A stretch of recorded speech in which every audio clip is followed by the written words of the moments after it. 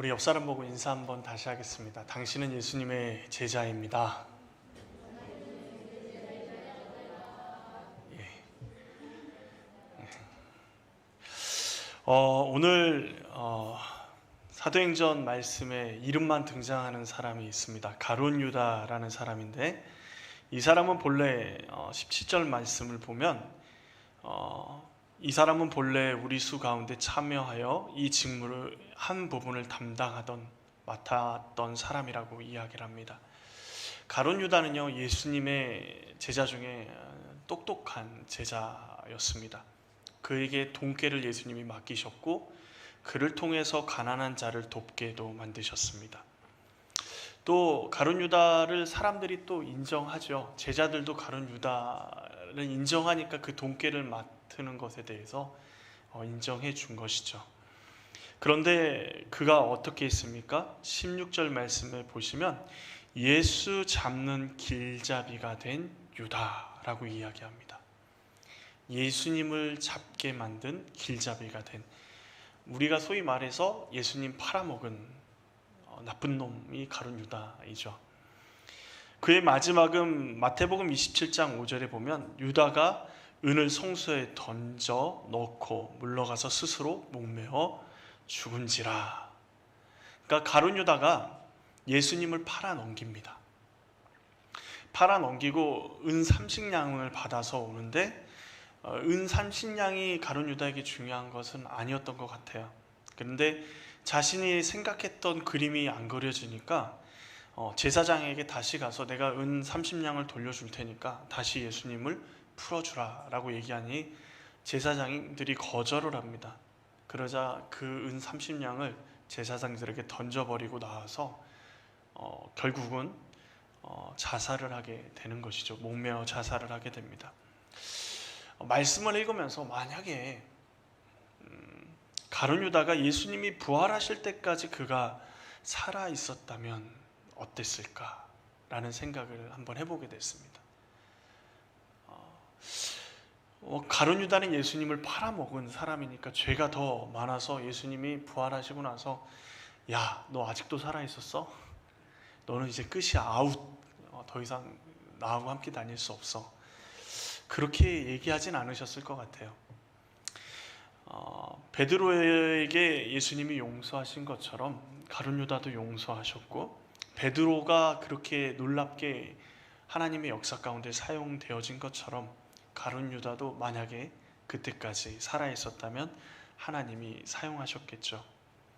그런데 가룟 유다의 잘못된 선택, 그 선택이 예수님이 가룟 유다를 제자로 부르셨던, 그리고 그 계획을 가지고 있었던 그 놀라우신 구원의 계획, 그 놀라우신 계획을 막아버리는 잘못된 선택을 가룟 유다는 하게 되었습니다. 가룟 유다가 죽고 죄책감으로 자살하는 것을 하나님이 원하시는 것이 아닙니다. 하나님께서는 그가 하나님이 맡겨주신 사명을 온전히 감당하기를 원하셨죠. 우리가 잊지 말아야 될 것은 우리는 우리의 의로 살아가는 사람이 아닙니다. 하나님께서 우리를 붙들어 주셔서 살아갈 수 있는 존재들인 것이죠. 가룟 유다를 보면 제자들 중에 어떻게 보면 세상적으로 보면 가장 책임감 있는 사람이라고 생각할지 모르죠. 왜냐하면 베드로도 예수님 부인하고 어떻게 했습니까? 그냥 버텼습니다. 버틴겼습니다. 그러니까 예수님이 부활하셔서 그를 용서하신 거죠. 그런데 가룟 유다는 어떻게 해요? 자신이 잘못한 것에 대해서 내가 책임져야 되겠다라는 생각이 강한 거죠. 죄책감도 있었지만 그것에 대해서 예수님 돌아가시게 하고 고난당하게 한 것에 대한 내가 책임을 지겠다. 그 책임을 지는 방법이 뭐였어요? 자신의 생명을 죽이는 거였습니다. 어쩌면 그가 정말 책임감 있는 사람이라고 생각할지 모르지만 하나님 앞에서는 우리가 앞에서 나누었듯이 하나님의 계획을 막는 최악의 선택을 한 것입니다. 언제나 우리는 먼저 우리의 연약함을 하나님 앞에서 인정할 수 있어야 합니다. 자신이 넘어질 수밖에 없는 존재이고 하나님 앞에서 넘어질 수밖에 없는 존재임을 인정해야지만 하나님 앞에 나아갈 수 있습니다. 우리 자신을 볼 때 희망이 있습니까? 그러나 하나님을 볼 때는 언제나 희망이 있습니다. 그럼 오늘 말씀을 좀 돌아와서 보시면 가룟 유다를 대신해서 마띠아를 뽑는 것이 옳은 선택일까요? 예수님이 마띠아를 지목하신 것도 아닙니다. 예수님이 승천하시고 예수님이 말씀하시는 성령을 기다리는 그 가운데 지금 마띠아를 뽑는 건데, 몇몇 사람들은 마띠아를 뽑는 것이 성급한 결정이었다라고 이야기하는 사람들도 있습니다. 왜냐하면 사도행전 후반에 가면 사도가 한 명 더 나옵니다. 누구죠? 사도 바울이라는 사람입니다. 우리가 보기에 마띠아보다는 하나님께서 사도 바울을 더 사용하신 것 같아요. 그러니 사도 바울이 등장할 때까지 기다려야 됐다라고 이야기하는 것이죠. 그리고 마띠아가 사도행전에서 더 이상 등장하지 않습니다. 그러니까 마띠아를 뽑은 것이 잘못됐다라고 이야기합니다. 그런데 그렇게 주장하는 사람들의 주장도 잘못됐습니다. 조금만 우리가 눈을 열어서 보면 사도 바울을 하나님이 세우시긴 했지만 그로 인해서 마띠아를 선택한 것이 잘못됐다라고 이야기하기에는 우리가 앞으로 살펴볼 20절 말씀의 사도의 자격에 바울은 해당 사항이 없습니다. 바울은요, 예수님과 함께 있지도 않았고 예수님의 십자가 부활도 알지 못하는 사람이었습니다.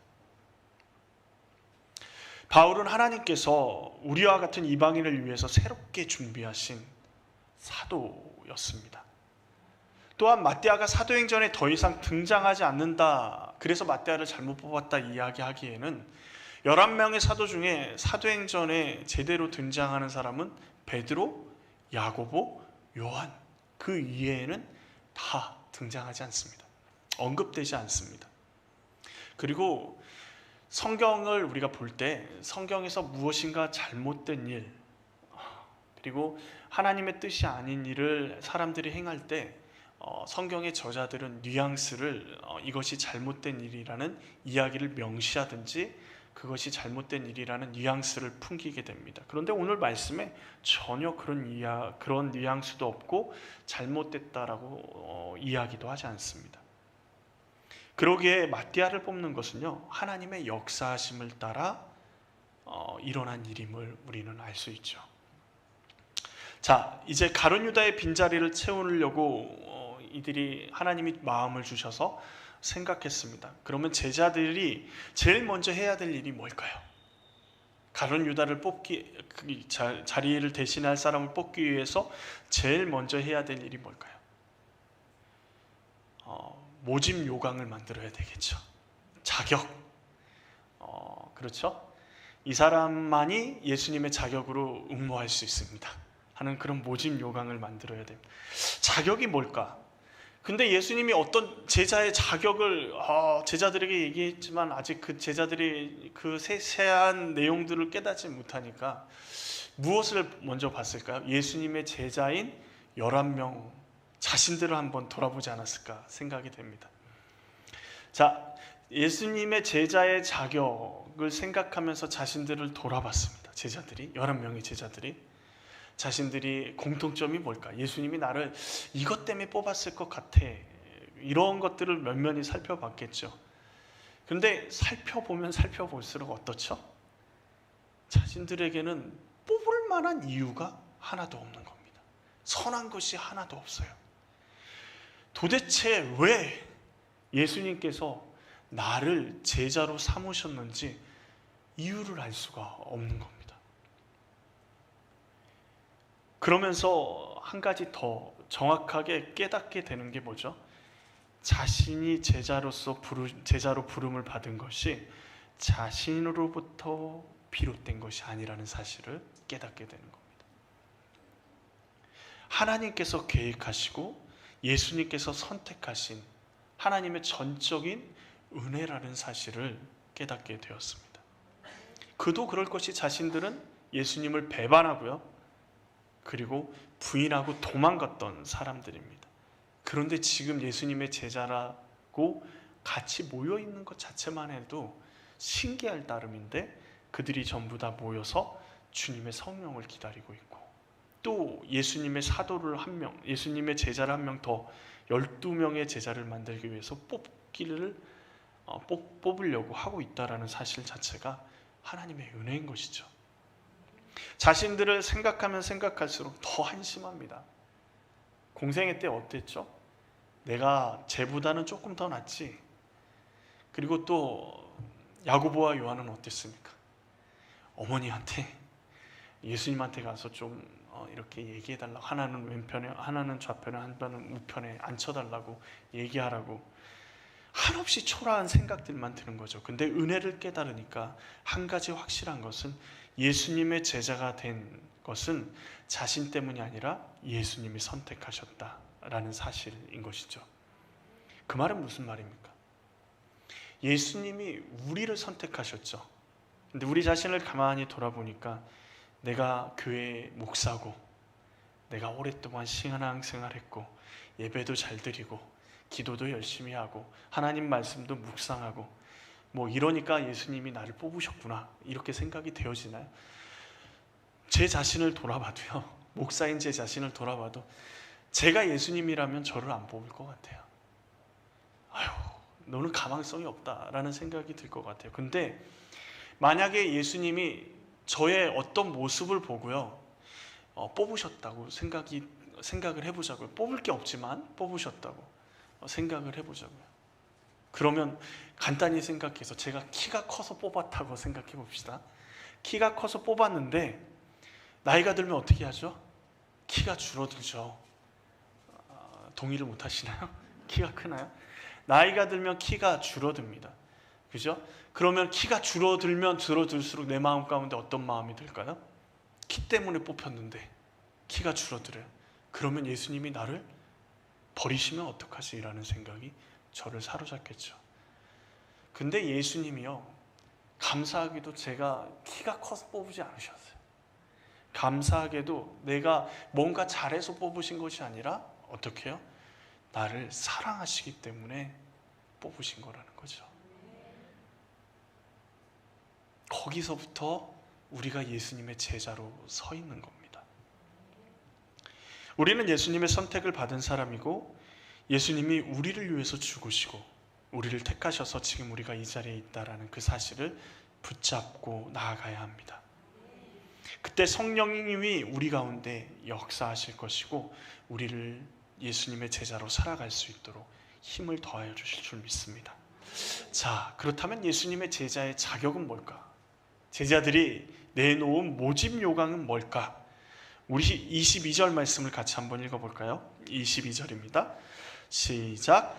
항상 우리와 함께 다니던 사람 중에 하나를 세워 우리와 더불어 예수께서 부활하심을 증언할 사람이 되게 하여야 하리라 하거늘. 예수님의 제자, 예수님이 사도의 첫 번째 조건이 뭐죠? 예수님과 늘 함께한 사람입니다. 능력도 보지 않고요, 조건도 보지 않습니다. 이 사람이 교회에 도움이 될 만한 사람인가 아닌가도 보지 않습니다. 제일 먼저 본 것, 가장 중요하게 본 것, 예수님과 함께 동행한 사람인가 아닌가였습니다. 우리는 신앙이 좋다고 말하는 사람은 되게 기도도 열심히 하고 예배도 잘 드리고 헌금도 많이 하고 봉사도 많이 하는 사람들입니다. 대개는 그런 사람이 신앙생활을 잘하고 그리고 예수님의 제자로 살아가는 사람일 가능성이 굉장히 높습니다. 그런데 그런 일들을 잘 한다고 모두 신앙이 좋고 예수님의 제자라고는 이야기할 수 없습니다. 반대로 신앙이 좋은 사람은 기도도, 그리고 예수님의 제자는 기도도 열심히 하고 예배도 드리고 헌금하고 사역에, 그리고 사명을 맡은 사명을 충실히 감당하는 사람이 예수님의 제자입니다. 왜냐하면 그는 예수님과 늘 언제나 동행하는 사람이기 때문에 그렇죠. 자, 우리가 신앙을 점검할 때 우리는 뭘 점검하죠? 내가 예배를 잘 드리고 있는지, 기도 생활을 열심히 하는지, 헌금을 내가 제대로 하고 있는지, 또 뭐죠? 열심히 봉사하고 나에게 맡겨준 사명을 충실히 다하는지를 점검합니다. 그런데 그 점검은 앞에서 말씀드렸듯이 우리가 예수님의 제자라는 완전한 증거는 될 수가 없어요. 신앙을 점검할 때, 우리가 예수님의 제자인가 아닌가를 점검할 때 가장 먼저 점검해야 될 것은 지금 내가 예수님과 동행하고 있느냐입니다. 가룟 유다는 겉모양은 예수님과 동행했습니다. 3년을 예수님을 따라다녔죠. 그런데 그 속사람은요, 자신의 생각으로 가득 찬 사람이었습니다. 예수님과 함께 하면서도 전혀 다른 생각을 가지고 있었던 사람이죠. 가룟 유다가 예수님을 왜 팔아넘겼을까요? 자신이 생각하기에 메시아는요, 힘을 가지고, 능력을 가지고, 왕권을 가지고요, 로마에서 이스라엘을 회복시키고, 그리고 하나님의 나라를 에루살렘 성에 세우는 것이었습니다. 그 당시에 많은 유대인들이, 지금도 유대인들이 가지고 있는 생각들이죠. 그런데 예수님이 그런 모습을 전혀 안 보이세요. 전혀 안 보이시고 갑자기 뭘 얘기하세요? 내가 십자가에 달려서 죽고 3일 만에 부활할 거다. 내가 고난을 당할 거야 라고 얘기하니까 자기 생각과 다르거든요. 그러니까 어떻게 해요? 예수님을 내가 생각하는 자리에, 예수님을 벼랑 끝으로 몰면 예수님이 능력을 발휘하시면서 그 자리를 벗어나고 예수님이 내가 생각하는 대로 왕권을 잡으시겠지. 마침 예루살렘에 들어가셨습니다. 그러니 어떻게 해요? 거기서 잡아서, 예루살렘에 만약에 예수님이 로마 군병에게 사로잡히면 예수님이 그때 쫙 능력을 발휘하면서 많은 사람들이 쫓아올 수 있게 하지 않을까. 그렇게 하실 거야. 예수님은 능력이 있으신 분이니까 예수님을 그래서 밀어넣는 거예요. 자신의 생각대로. 은 30냥을 받고. 근데 어떻게 됐습니까? 예수님이 고난을 당하시네요. 능력을 발휘하시는 게 아니라 정말 아무 힘도 없이 고초를 당하십니다. 자신의 뜻대로 되지 않으니까 어떻게 해요? 이제 죄책감이 몰려오는 거죠. 나 때문에 예수님이 죽구나. 잡히셨구나. 그래서 예수님을 구하려고 은 30냥을 갖다 주는 겁니다. 돈이 목적이 아니었으니까요. 30냥을 갖다 주고 예수님 풀어주라고 얘기합니다. 내가 거절하니까 어떻게 해요? 죽는 거죠. 그의 마지막 선택도요, 예수님의 마음과는 전혀 다른 선택이었습니다. 예수님과 함께했던 사람은 예수님의 마음을 알았겠죠. 나를 사랑하시는 예수님, 나를 선택하신 예수님. 그런데 그는 예수님의 마음, 하나님의 계획, 예수님의 계획은 싸그리 무시해버리고 자신의 계획대로 살아가는 사람이었죠. 결론은 멸망입니다. 예수님과 동행하지 않았습니다. 3년간 육체적으로 예수님을 따라다니고 예수님의 말씀을 듣고 예수님이 일으키는 기적을 보았지만, 심지어 예수님이 십자가에 달릴 것이라는 이야기도 들었지만 예수님과 함께하지 않는 사람이었습니다. 자신의 생각대로, 자신의 뜻대로. 우리가 누군가 동행한다라는 것은 그냥 같이 육체적으로 함께 있는 것을 의미하는 게 아닙니다. 지금 예수님이 보내신 성령님이 우리와 함께 하시는 줄 믿습니다. 우리는 늘 언제나 성령님과 함께 동행하고 있습니다. 그런데요, 성령님이 우리와 함께하고 계시는데 성령님이 안 계신 것처럼 무시하면서 살아가면 성령님과 동행하는 사람입니까? 가룟 유다가 예수님과 동행하는 것 같이 우리도 성령님과 그렇게 동행할 수 있다는 것입니다. 성령님과 동행한다라는 것은 성령에 민감하고 그 말씀에 순종하고 살아가는 사람이 성령과 동행하는 사람이죠. 연애를 하면 어떻습니까? 연애를 하면 어떠셔요? 기억나십니까? 아니, 연애를 한 지 오래되셨죠? 그러면 어떨까요? 연애를 할 때 하는 아이들을 보면 어떻습니까? 전화를 합니다. 자기 사랑하는 여자친구, 남자친구한테 전화해서 뭐라 그래요? 자기 뭐 했어? 라고 묻죠. 그게 왜 궁금할까요? 자기 오늘 뭐 했어? 뭐 먹었어? 그게 왜 궁금하죠? 그런 게 궁금한 이유가 뭐죠? 사랑하기 때문에. 모든 걸 알고 싶은 거죠. 근데 성령님이 우리를 사랑하십니다. 그리고 그 성령, 우리를 사랑하시는, 우리도 성령님을 사랑합니다. 그런데 성령님이 우리에게 물어보죠. 오늘 뭐 했니? 그럼 여러분은 대답하십니까? 그런 걸 뭘 궁금해요? 그러지 않으신가요? 이 영역은 내 영역이니까 오지 마세요. 여기는 알려고 하지도 마세요. 라고 얘기하면 함께 하는 게 아니에요. 사랑하는 연인이 서로 사소한 것까지 궁금해하고 묻고 전화하고, 또 전화 안 받으면 애타하고 왜 전화 안 받았는지 또 설명을 해줘야 되고, 그런 것처럼 성령님과 함께 하는 것입니다. 성령님께 내 온 신경이 집중되고 깊은 교제를 해야 되는 것이죠. 그런데 그게 쉽지가 않아요. 왜냐하면 내 생각이 있기 때문에 그래요. 그런데 생각해 보십시오. 사랑하면요, 내 생각을 내려놓게 되더라고요. 부모한테는 절대로 이건 안 돼 하던 놈이, 죄송합니다, 하던 사람이 자기 여자친구가 그거 안 했으면, 오빠 그거 안 했으면 좋겠어, 그러면 어떻게 해요? 부모가 배신감을 느낄 정도로 한순간에 안 합니다. 놀랍죠? 왜 그럴까요? 사랑하기 때문에요. 예수님을 사랑하기 하면 내 것을 내려놓을 수 있어요. 내 것을 내려놔야지만, 내 생각을 내려놔야지만 성령님과 동행할 수 있습니다.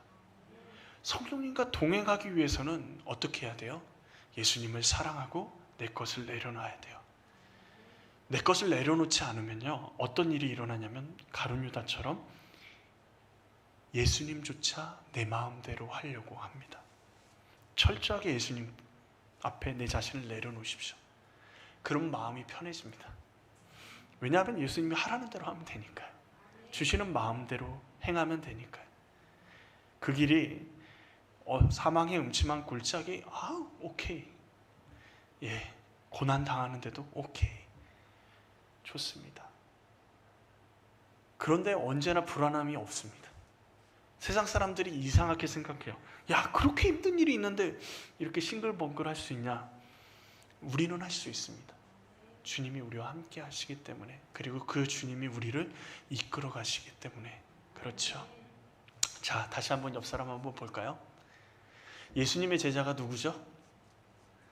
옆 사람 예수님 제자답게 생겼습니까? 옆 사람 보고 고백하겠습니다. 내가 예수님의 제자입니다. 두 번째 조건은 뭐냐면요, 예수님의 부활하심을 증언할 사람을 지금 뽑는 거예요. 예수님의 십자가의 사랑과 부활하심을 믿는 사람이 예수님의 제자인 것이죠. 예수님의 복음에 대해서, 십자가의 그 복음에 대해서 알지 못하면 예수님의 제자가 될 수가 없습니다. 증인은 어떻게 쓰죠? 확실히 볼 수 있을 때 증인으로 설 수 있습니다. 예수님이 구원하신 것 같기도 하고 아닌 것 같기도 하고, 예수님이 부활하신 것 같기도 하고 아닌 것 같기도 하면 증인이 될 수가 없어요. 예수님의 제자가 될 수가 없습니다. 예수님의 제자는 부활과 예수님의 약속을 믿고 자신의 삶을, 증인의 삶을 살아갈 수 있는 사람이 예수님의 제자입니다. 그런데요, 우리는 예수님을 실제로 보지 않았잖아요. 예수님의 부활을 실제로 보지 않았잖아요. 예수님의 제자가 될 수 없다라고 생각하지만, 하나님이 우리를 위해서 숨겨놓으신 히든 카드가 한 명 있죠. 아까 전에 말씀드렸죠. 누구죠? 사도 바울입니다. 바울은 예수님에 대해서 알지 못했는데 예수님이 그를 찾아가셔서 제자로 삼으셨습니다. 우리처럼 예수님의 부활, 십자가 몰랐습니다. 심지어 예수님의 말씀도 잘 몰랐습니다. 알지 못했어요. 그런데 그 바울을 주님이 선택하셔서 구원하셨죠. 우리도 마찬가지입니다. 주님의 십자가의 사랑과 그 부활을 받아들이면, 그 부활이 우리 마음 가운데, 복음이 우리 마음 가운데 온전히 있으면 성령님이 우리를 이끌어 가시고 우리를 예수님의 제자로 만들어 가신다라는 것입니다. 누구처럼요? 바울처럼요. 세 번째 예수님의 제자의 조건은 또 막 기도를 열심히 하는 사람이 아니라 믿음의 공동체에 인정을 받는 사람입니다. 이런 사람이 있어요. 하나님과의 관계가 중요하지 사람과의 관계가 무슨 중요하냐? 라고 이야기하시는 분들이 가끔씩 있습니다. 그런데 오해입니다. 23절 말씀을 보면 그들이 두 사람을 세우니 라고 이야기합니다. 그들이 누구죠? 지금 그들 두 사람을 세운 사람이 누굽니까? 15절에 말한 120명의 성도들입니다. 성도들이 베드로가 말한 조건을 듣고 2명의 사람을 뽑습니다.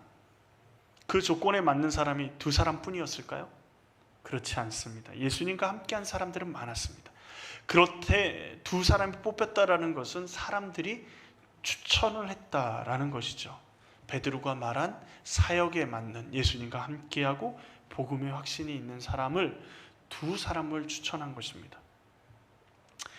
이렇게 이야기하시는 분들이 가끔씩 계세요. 나는 인본주의가 아니라 신본주의야 막 이야기하시는 분이 계십니다. 나는 하나님 중심으로 살아가지 사람 중심으로 살아가지 않아. 근데 그분들의 삶을 가만히 이렇게 들어보잖아요.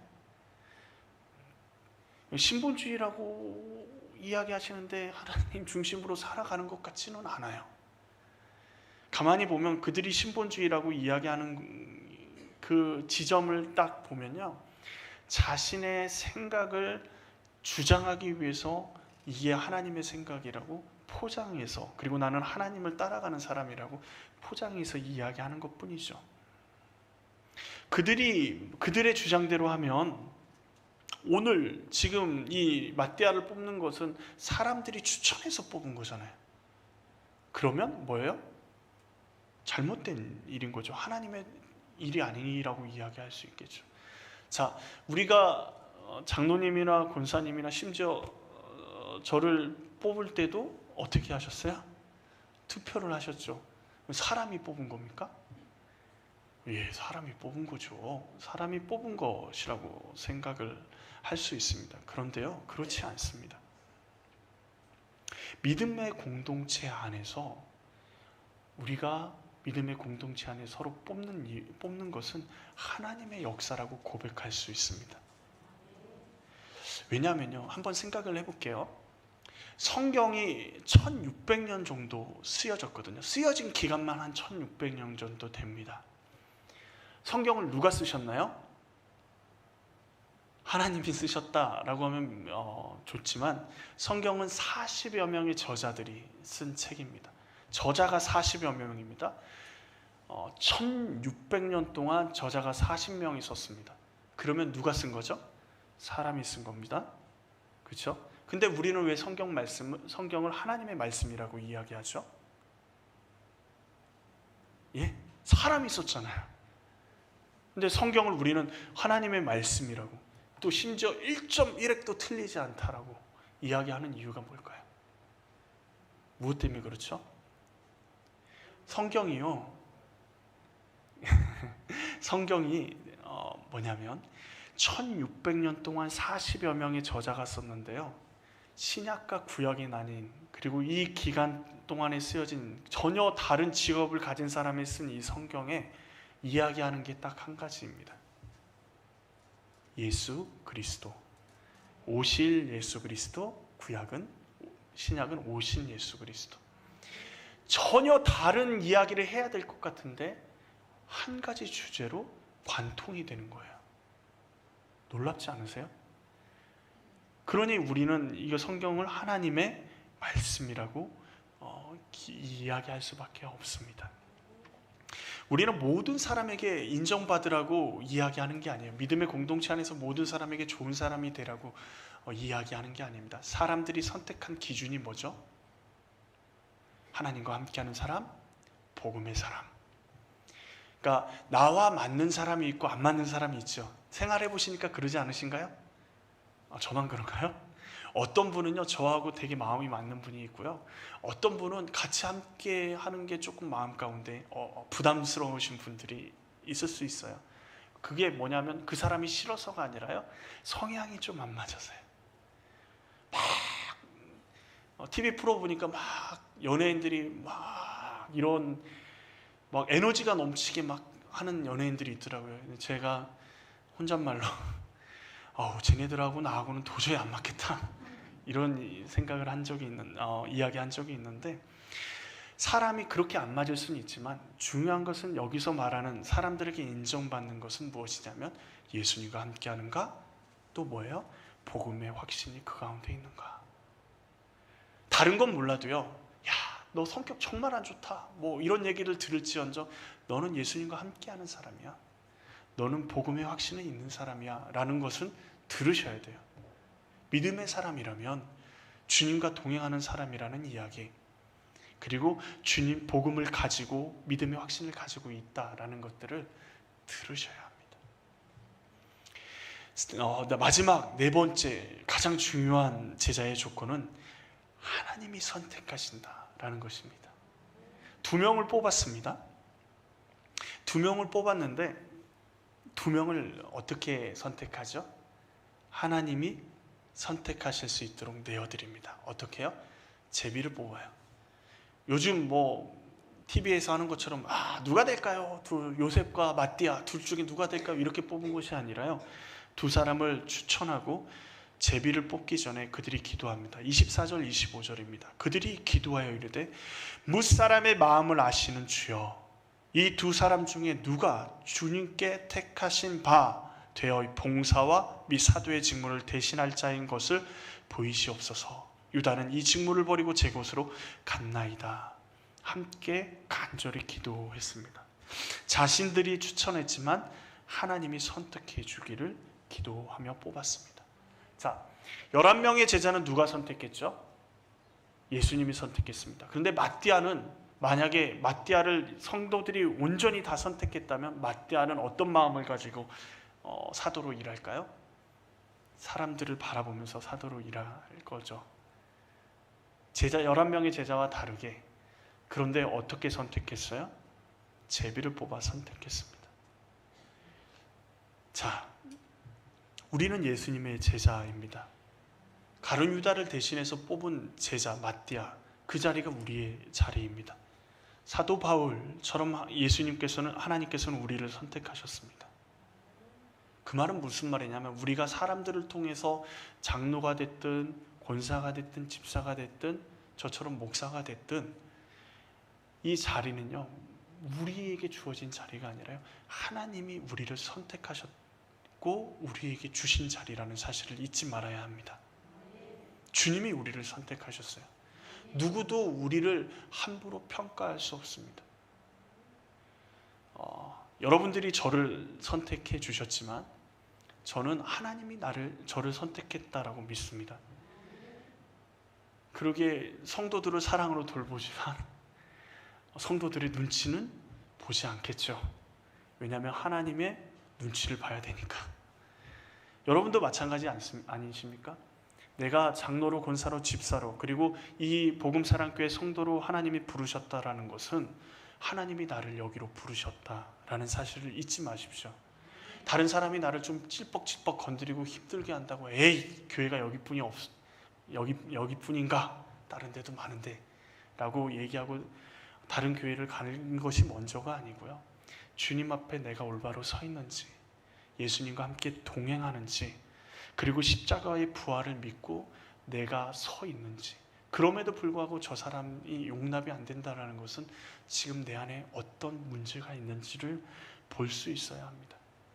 믿음의 공동체는요, 서로를 용납하고 사랑하는 공동체입니다.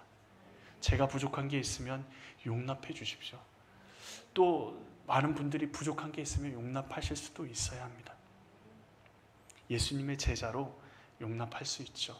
그리고 서로 의견을 마음껏 이야기할 수도 있어야 합니다.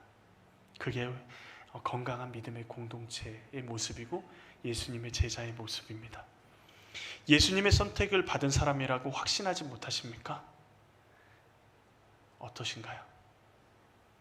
어렸을 때 다리 밑에서 주워왔다라고 이야기하면 엉엉 울죠, 애들이. 근데 그때 막 엉엉 울면서 엄마 나 다리 밑에서 주워왔어. 생각해보니까 어때요? 엄마가 막 혼낼 때 회초리로 다른 동생들보다 나는 몇 대를 더 때린 것 같아요. 그래서 몇 대를 더 때렸구나 라고 생각하십니까?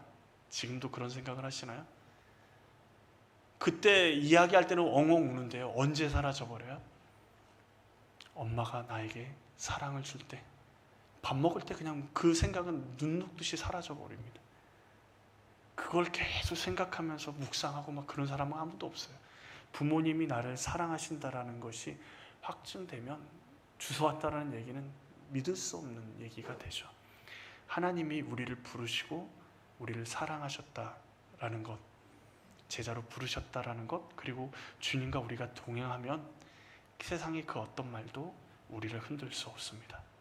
우리는 예수님의 제자입니다. 믿으십니까?